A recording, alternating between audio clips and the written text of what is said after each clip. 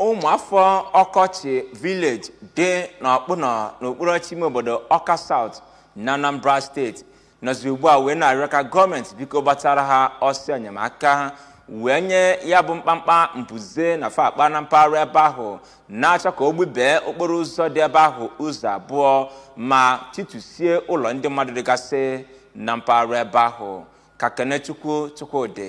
kọchapụrụ gị akụkọ a.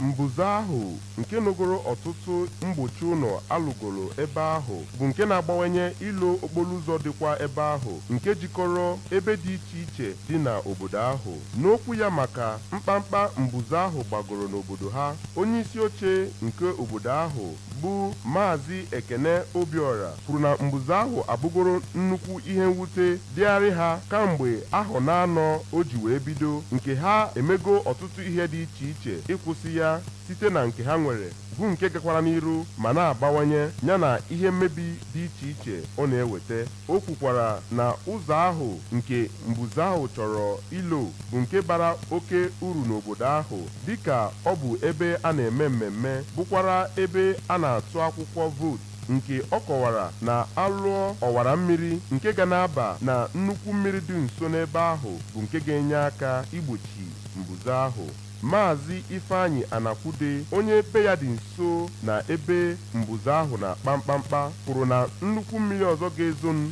bụ nke ga-eme ka ụlọ dị nso na Mbuze ahụ dị iche iche na-akpụnye n'ime ya, nke na-echekwa aka mgba nyegere ụlọ ụka St. Mary's Catholic Church nke dị n'ebe ahụ ma bụkwara ihe na-eweta na-enwere nchekwa na ebe ahụ. Maazị Anakwude kwuru na ha agbago mbọ ịgwa ngalaba gọọmenti dị iche iche maka mkpamkpa Mbuze ahụ na-agba n'ebe ahụ nke na onweghị ihe emegoro maka ya. Otu onye ọrụ ugbo bikwa ebe ahụ, Odoziakụ Teresa Okonkwo, kọwara Mbuze ahụ ewetegoro ya na ezinụlọ ya ọtụtụ ihe mwute dị iche iche, ọkacha ụlọ ya dị nso ebe Mbuze ahụ dị, yanakwa ị na-enye nsogbu maka ọrụ ugbo ya, nke ha tụgoro ego ha igbochi Mbuze ahụ mana o nwero ihe dị iche o wetegoro. Site na Ọkọchị, aha m bụ Kenechukwu Chukwudị n'akụkọ ụwa ABS.